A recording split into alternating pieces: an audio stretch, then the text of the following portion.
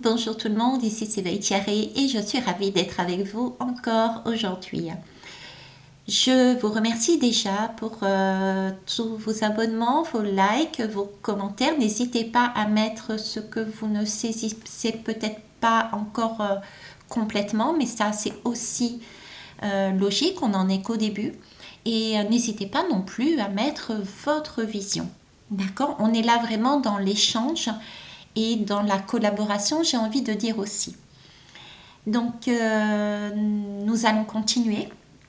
Avant tout, je vous rappelle que dessous, vous trouverez mes coordonnées afin de bénéficier de cette formation reconnexion à l'intuition et aux synchronicités.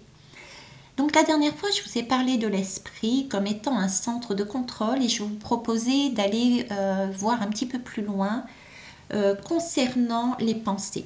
Cependant, avant d'y aller, j'ai envie de faire de vous mettre comment vous dire, j'en perds mes mots comme vous le voyez, de vous mettre un petit attention, voilà, attention. Pourquoi? Parce que oui, l'esprit, on peut dire que c'est le centre de contrôle de notre être, car il gère nos pensées, nos émotions, nos actions et même notre perception du monde. C'est à partir de lui que se prennent les décisions, se forment les croyances et se produisent les réactions face à ce que nous vivons. L'esprit reçoit et traite les informations provenant de l'extérieur, nos expériences, et de l'intérieur, nos émotions, souvenirs, intuitions. On verra ça après. Il organise ainsi dont nous réagissons, il orchestre ainsi la manière dont nous réagissons aux situations et planifions nos actions et interagissons avec les autres. Donc, en ce sens, l'esprit agit un peu comme un chef d'orchestre qui coordonne en fait toutes les dimensions de notre être, le mental, le rationnel, les émotions, l'intuition et les comportements inconscients. Ok. C'est pourquoi il est souvent décrit d'ailleurs comme la clé de notre équilibre intérieur. Cependant, attention, cette vision de l'esprit comme un centre de contrôle peut effectivement encourager certains et certaines vers une recherche de solutions à l'extérieur de soi, créant ainsi une dualité. En percevant l'esprit comme un gestionnaire qui doit constamment analyser, résoudre et réagir à des situations externes, on a tendance à chercher des solutions, des réponses dans le monde extérieur, ce qui renforce justement cette forme de dualité. Pourtant, je vous ai dit que l'esprit, c'est une énergie vitale. Et cette énergie vitale ne doit pas être confondue avec un simple mécanisme de contrôle mental. Quand on se laisse uniquement guider par le mental, celui qui analyse, réfléchit, planifie, on peut être pris dans un cycle de recherche extérieure, de suranalyse et aussi du coup d'inquiétude. On a cette dualité. Dualité qui crée, qui se manifeste, créée et qui se manifeste par une séparation entre son moi intérieur, mon esprit, mes pensées, qui sont des dialogues intérieurs, et le monde extérieur. Du coup, ça va créer un sentiment de dépendance vis-à-vis de ce qui est en dehors de nous, pour trouver le bien-être ou la solution à nos problèmes. Si je prends un exemple, admettons que nous ayons là un sentiment ou un ressenti de manque d'amour. Si on va le chercher à l'extérieur, dans une personne, et que cette personne ne nous donne pas, elle ne nous donnera pas cet amour-là,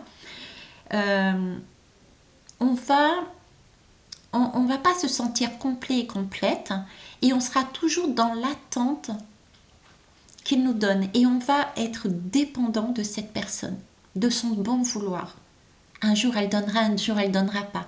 On aura le sentiment qu'elle va donner et ça va nous convenir, et puis il y a des jours ça va pas nous convenir du tout, forcément parce que justement ça vient de l'extérieur. Ok. Donc, en réalité, lorsqu'on se focalise exclusivement sur cette recherche externe, on se coupe souvent de l'unité intérieure. C'est là que réside une véritable compréhension et où se trouve l'intuition. Être dans l'unité, c'est réaliser que les réponses et la paix sont déjà présentes en soi, au-delà du contrôle mental.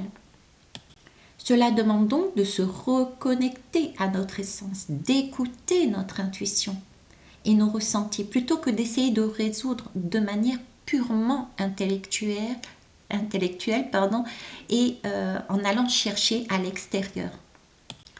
L'unité implique aussi un lâcher-prise, une reconnexion avec ce qui est déjà en nous en fait, sans constamment chercher à résoudre les problèmes de l'extérieur. Quand on parvient à s'aligner avec soi-même, le monde extérieur devient tel notre monde intérieur. Le monde extérieur devient une extension de notre harmonie intérieure et non pas une source à contrôler ou à conquérir. Il est donc bon ici de prendre acte que l'énergie de l'esprit, souvent appelée l'énergie vitale, c'est celle qui nous anime, qui nous pousse à vivre, à grandir, à avancer dans la vie. On en a tous une. Elle est toute propre à nous. Elle a une signature unique. Elle est à la fois notre moteur intérieur et notre guide. C'est notre moi profond. C'est une force qui est invisible, qui nous donne le désir de vivre, de nous réaliser, de découvrir, d'apprendre, d'évoluer. Et lorsque cette énergie vitale est reconnue comme une force intérieure et non extérieure ou à l'extérieur, lorsqu'elle est reconnue comme une source d'inspiration, elle devient ce qui aligne avec notre véritable essence, car elle réunit l'extérieur à l'intérieur et devient donc unité. En réalité, l'énergie de l'esprit est à la fois une force créatrice et un flux de vie, tout simplement. Pour la prochaine fois, on ira justement voir un petit peu plus loin, toujours sur ce sujet, puisque ça m'arrive là, donc on va y aller un peu plus loin pour mieux comprendre. Et justement, on ira parler de cette force créatrice, de cette source d'inspiration qu'est l'énergie vitale et de ce flux de la vie. Voilà. J'espère que vous aurez pris du plaisir et n'hésitez pas à mettre ce que vous en pensez en commentaire. À plus tard!